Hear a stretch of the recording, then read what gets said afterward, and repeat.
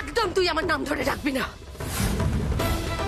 তুই আমাকে এসেছিস বিশ্বাসের কথা বলতে, লজ্জা করে না তোর?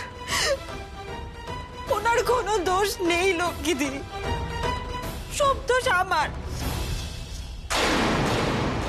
উনি আমাকে বাঁচানোর জন্য এই মিথ্যের আশ্রয়টা নিয়েছিল, সবটা আমার আইডিয়া ছিল।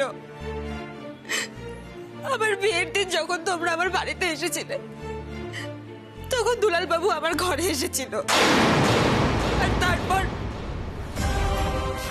আরে বাবা, আমরা মিথ্যে বিয়ে করব, ফেক ম্যারেজ। তারপর আমরা ওখান থেকে পালিয়ে একটা ট্যাক্সি নিয়ে মন্দিরে যাই।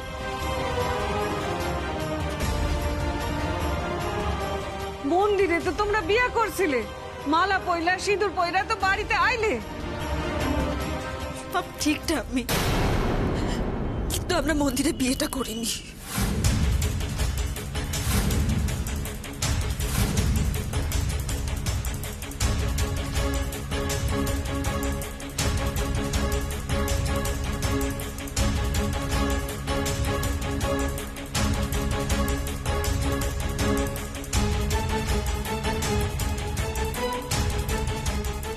সিঁদুরটা আমি সেদিন নিজেই পরে নিয়েছিলাম।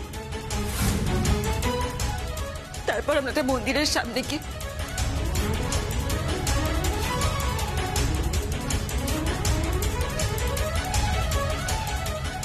পুরো প্ল্যানটা আমার ছিল, কারণ আমি বাবা আর দাদার হাত থেকে বাঁচতে চেয়েছিলাম। আপনি আমাকে বাধা দিয়েছিলেন, কিন্তু আমি শুনিনি। ওই বাড়িতে থাকলে আমি বাঁচতে পারতাম না, তুমি সেটা জানো লক্ষ্মীদি। ওই জঘন্য রণজয়ের সাথে ভাবি আমাকে বিয়ে দিয়ে দিত। ওনার কোনো দোষ নেই লক্ষ্মীদি,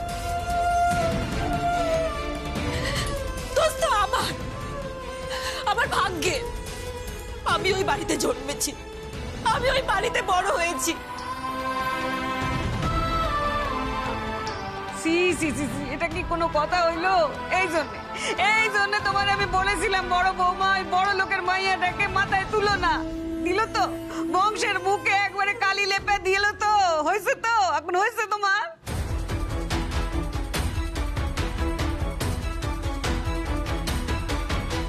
কি ডেসপারেট মেয়ে বলো। সত্যি কি সাহস! লক্ষ্মী মেয়েটাকে কি না ভালোবাসতো। তোমরা এইভাবে কথাগুলো বলো না। ছেলে মেয়ে দুটো তো খারাপ না, ওদের সমস্যা। দাঁড়াও, আমাকে বলতে দাও। তুই আমার ভালোবাসার এই প্রতিদান দিলি? আমি তো তোমাকে সবটা বললাম, তারপরও তুমি লক্ষ্মীদাস সারা জীবন নিজের লড়াই একা লড়েছে, সমস্ত ঝড়ঝাপটা একা সামলেছে। তুই আজকে আমাকে ভেঙে দিবি? লক্ষ্মীদি, একদম মুখে আনবি না ওই নাম। লক্ষ্মীদি, আজ থেকে লক্ষ্মী নামে কেউ তোর কাছে বেঁচে নেই। আজকের পর থেকে আমি তোর কাছে মৃত, আমি তোর কাছে।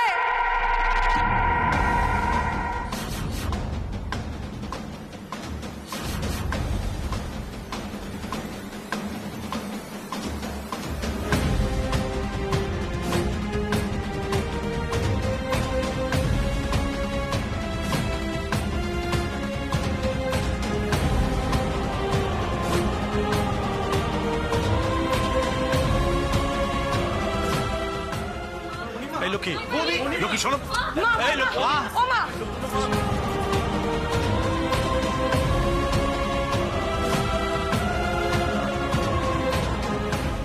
আজ থেকে লক্ষ্মী নামে কেউ তোর কাছে বেঁচে নেই। আজকের পর থেকে আমি তোর কাছে মৃত, আমি তোর কাছে। খেলা জমে উঠেছে তাপসী। কিন্তু না মেজদা, মানে বড়দি আবার ভুলভাল কিছু করে ফেলবে না তো? চলুন গিয়ে দেখি। চলো।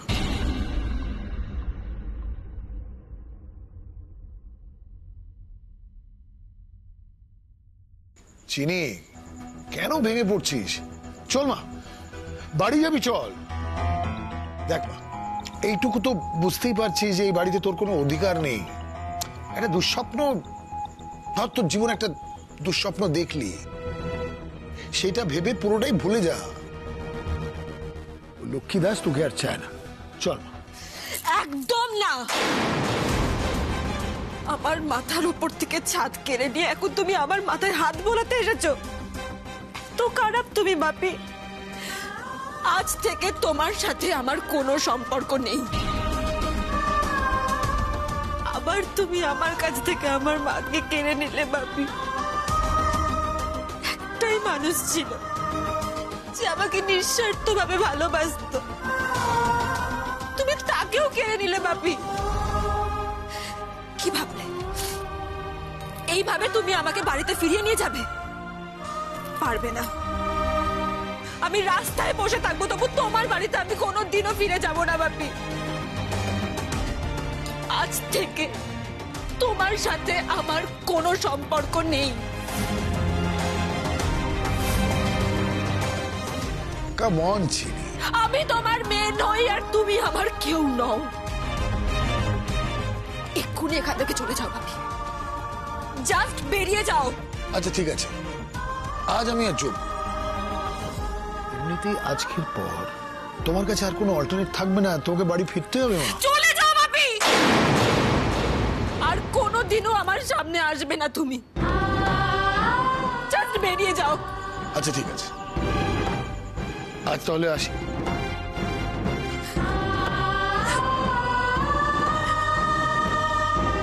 লক্ষ্মীদি, লক্ষ্মীদি, লক্ষ্মী, লক্ষ্মী, লক্ষ্মী দরজাটা খোলো। লক্ষ্মী এরকম করো না তো। মা, মণিমা, মা, মণিমা, বৌদি, বাবা, মা দরজা খোলো। মা, মা, ও মা, লক্ষ্মীদি, বৌদি দরজাটা খোলো প্লিজ। বাবা, মা দরজা খুলছে না কেন? মা, মা প্লিজ রাগারাগি করো না, মা দরজাটা খোলো না, সবার সাথে একটু কথা বলো। লক্ষ্মীদি দরজা খোলো। আরে আমরা অনেকক্ষণ থেকে চেষ্টা করছি অংশিনী, কিন্তু বৌদি কিছুতেই দরজা খুলছে না। আজকের পর থেকে আমি তোর কাছে মৃত, মৃত আমি তোর কাছে। ভেঙে ফেলো তোমরা। আরে দাঁড়িয়ে দেখছো কি? প্লিজ ভেঙে ফেলো। চল, দেখ মা, মণিমা, মা দরজাটা খোলো। মা,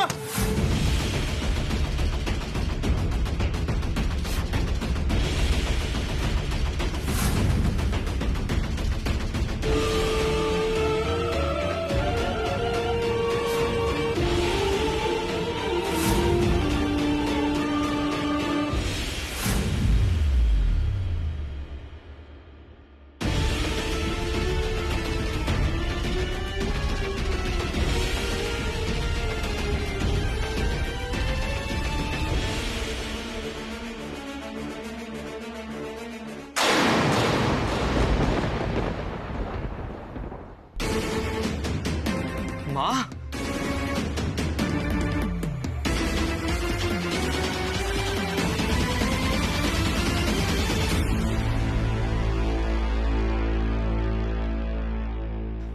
কেউ আসবে না আমার কাছে, কারোর আসার দরকার নেই।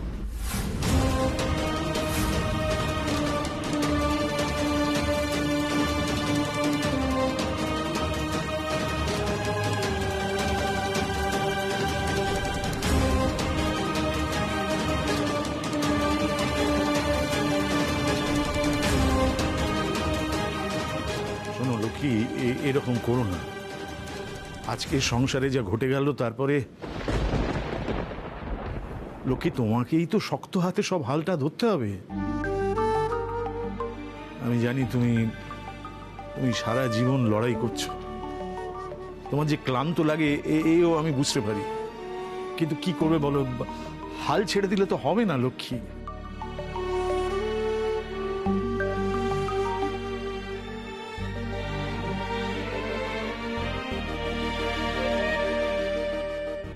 ভেঙে পড়েনি, কষ্ট পেয়েছে খুব। আমি কষ্ট দিয়েছি না?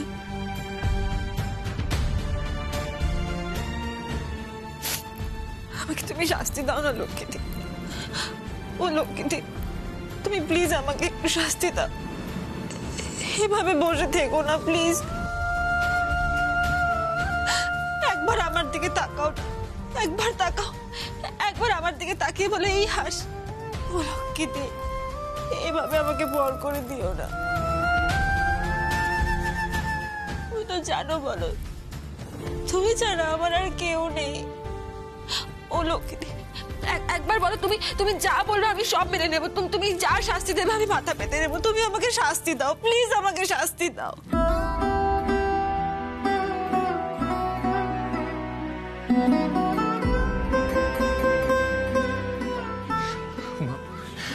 মা তুমি এরকম করো না মা, আমি অন্যায় করেছি মা, যে কারণে হোক তোমাকে মিথ্যে বলেছিলাম। তুমি আমাকে বকো, মারো, যা ইচ্ছা করো না, প্লিজ চুপ করে থাকো না মা, প্লিজ মা। বাহ, চমৎকার। তুমি নাকি জালিয়াতি পছন্দ করো না? তোমার কাছে নাকি সবাই সমান? তাহলে পারো শুদ্ধ লোকের সামনে চটটা আমায় একা কেন খেতে হবে? ওরা এত শাস্তি ভিক্ষা করছে, তাও কেন তুমি শাস্তি দেবে না? একজন তোমার নিজের ছেলে, আর একজন কুড়িয়ে পাওয়া মেয়ে, তাই তো? ওহো, এদের দুটোরই তো আবার চরিত্র ঠিক নেই। ছি ছি ছি ছি।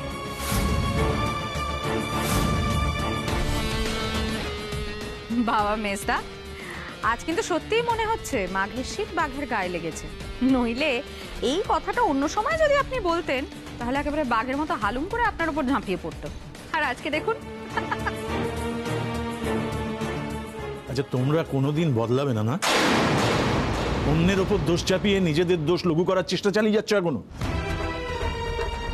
কোথায় সংসারে এত বড় একটা ক্রাইসিসের সময়ে সবাই মিলে তার মোকাবিলা করবে, কি করে এই পরিস্থিতি থেকে বেরিয়ে আসা যায় সেটা ভাববে, সেটাই তো ভাবা উচিত। এসব তোমরা কোনোদিন শিখবে না? না, এটা সংসারের ক্রাইসিস নয়, এটা তোমার আর আমার জীবনের ক্রাইসিস। আমরা দুজনেই ওদেরকে অন্ধের মতো বিশ্বাস করেছিলাম।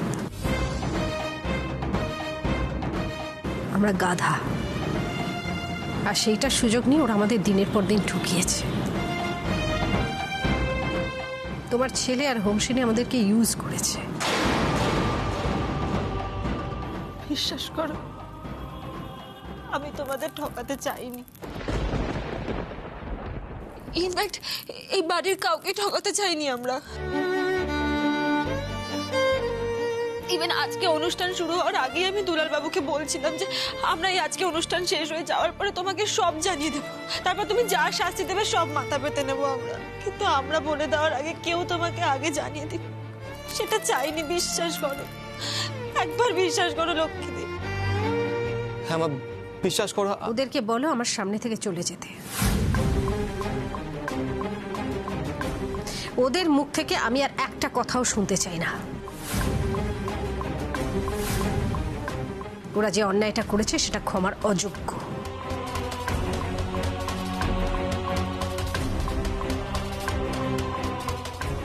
ক্ষমার অযোগ্য অন্যায় করেছি, তাই জন্যই তো বারবার বলছি দাও না শাস্তি, যা শাস্তি দেবে মাথা পেতে নেবো। তুমি তো আমার সব কিছু। শাস্তি তো তোমাদের পেতেই হবে, আমি দেব শাস্তি।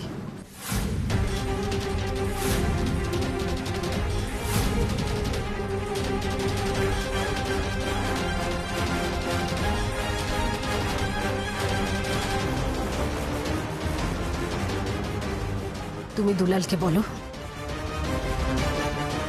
হোমসিনী রায়চৌধুরীকে তার বাবা সোমশঙ্কর রায়চৌধুরীর কাছে এক্ষুনি ফিরিয়ে দিয়ে আসতে, এই মুহূর্তে।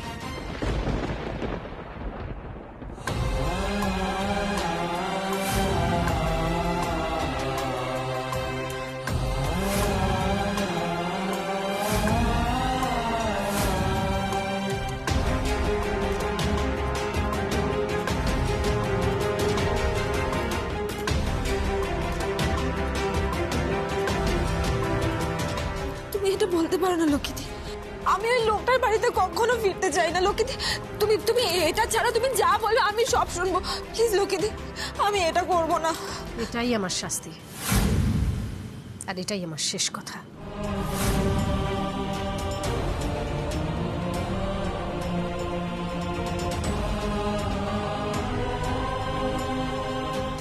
যা, ওকে ওর বাড়িতে দিয়ে।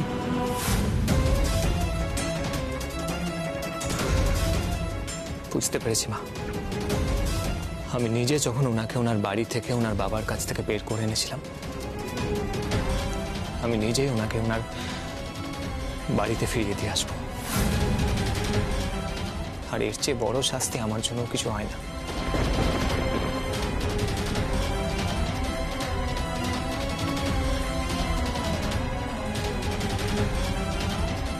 না না না, আপনি এসব কি বলছেন? আপনি বুঝতে পারছেন না লক্ষ্মীদি রাগের মাথায় এসব বলছে? আপনি কেন বলছেন? লক্ষ্মীদিও চায় না আমি আমি ওই বাড়িটাতে যাই, লক্ষ্মীদিও চায় না, বিশ্বাস করুন। আপনি কেন বলছেন এসব? লক্ষ্মীদি, তুমি তো চাইতেই পারো না, বলো। তুমি কখনো চাইতে পারো যে আমি ওই বাড়িতে আবার যাই, আবার গিয়ে বন্দি হয়ে যাই, আবার আমি অসুখী থাকি? তুমি এটা কি করে চাইবে বলো? আমি জানি ও লক্ষ্মীদি, তুমি এটা চাও না। তুমি একবার বলো না ও লক্ষ্মীদি। আঙ্কেল, ও আঙ্কেল, তুমি কেন চুপ করে আছো বলো না? তুমি প্লিজ একবার লক্ষ্মীদিকে বোঝাও। আমি জানি তুমি বোঝালেই লক্ষ্মীদি বুঝবে। লক্ষ্মীদি রাগ করে আছে আমার উপরে। প্লিজ আঙ্কেল, একবার বোঝাও না লক্ষ্মীদিকে। শোনো অংশিনী, তুমি লক্ষ্মীর জন্য অনেক করেছো, লক্ষ্মীও তোমার জন্য অনেক লড়াই করেছে সেই প্রথম দিন থেকে। সে যেদিন তুমি মেলা থেকে আমাদের বাড়িতে এলে, মানে বলা ভালো লক্ষ্মী তোমাকে জোর করে নিয়ে এলো, না জেনে, না বুঝে, না শুনে। তাই নিয়ে মার সঙ্গে আর আমার সঙ্গে লক্ষ্মীর তো কম ঝামেলা হয়নি। তবুও আমাদের কারোর কথা না শুনে লক্ষ্মী তোমাকে আমাদের এই অভাবের সংসারে থাকতে দিয়েছিল। কিন্তু তুমি তো লক্ষ্মীর সেই লড়াইয়ের, তোমাকে মর্যাদা দেওয়ার কোনো সম্মান রাখতে পারো। তাই লক্ষ্মী আজকে তোমাকে যে শাস্তি দিচ্ছে সেটা তোমাকে মাথা পেতে মেনে নিতেই হবে।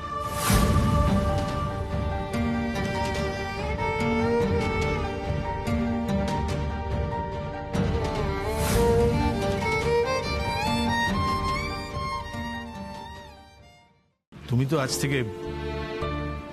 থেকে আমাদের এই বাড়ির কেউ নও। আমি তোমার উপর জোর খাটাতে পারি না। তুমি চাইলে এই শাস্তি মানতে পারো, নাও মানতে পারো, কিন্তু এই বাড়িতে তোমার আর থাকা চলবে না।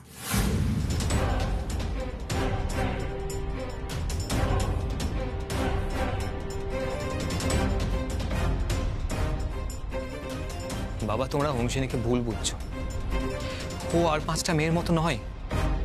আর তাছাড়া তোমাদের আমরা বারবার বলছি, একটা বিপদ থেকে অংশিনীকে বাঁচানোর জন্য আমরা এই মিথ্যে বিয়ের ডিসিশনটা নিয়েছিলাম।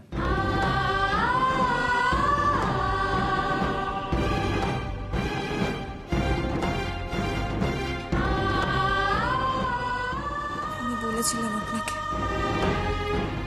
সময় পেরিয়ে যাচ্ছে আর কেউ আমাদের বিশ্বাস করবে না। বৌমনি চলে গেলে আমাদের খুব দুঃখ হবে। মণিমা যখন বলছে তুমি চলে যাও নতুন বউ, মানে অংশিনীদি, তুমি তো আমাদের বৌদি নও। তোরা ঠিকই বলেছিস, আমি আর এ বাড়িতে থাকবো না, চলে যাবো আমি।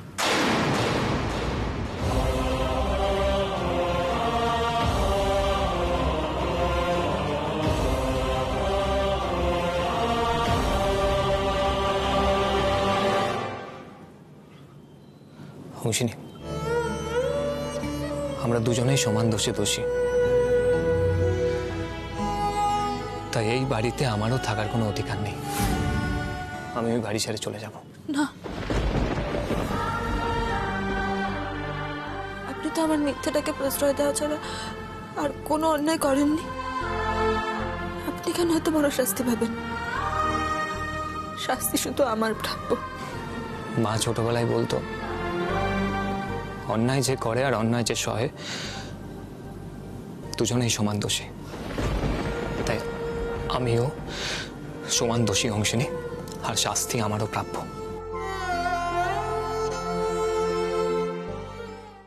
তোকে আমার কিচ্ছু বলার নেই দুলাল। তোকে আমি কি বলবো বল? ছোটবেলা থেকে তুই নিজে যেটা মনে করেছিস সেটাই তুই করেছিস। ঠিক করে লেখাপড়া করিসনি, নিজের পায়ে দাঁড়াসনি, এরকম একটা জীবন সঙ্গী জোগাড় করেছিস যেটাও ছেলে খেলা। ঠিক ভুলের হিসেবটাই তো তুই গুলিয়ে ফেলেছিস। তোর আবার জীবন কি? তোর নিজের জীবনটাই তো তোর কাছে সব থেকে বড় শাস্তি, যে এইরকম একটা জীবন তোর। ছি।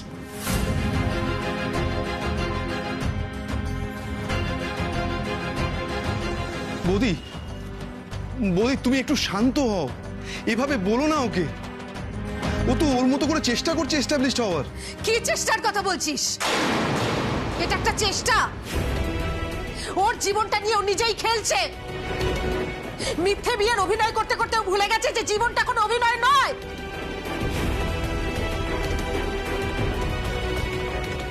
তুই নিজেকে নিজের সব থেকে বড় শাস্তি দিয়েছিস দুলাল। তোরা একে অপরের পাশে থাকবি। ছি ছি ছি ছি ছি ছি। ওদেরকে বলো এই মুহূর্তে আমার মুখের সামনে থেকে দূর হয়ে যেতে। আমি ওদের মুখ দেখতে চাই না।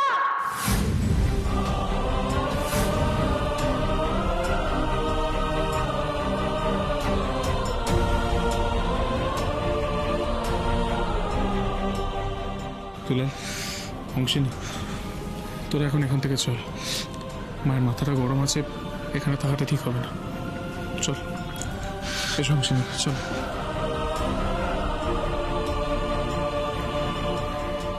তোমরা চলো।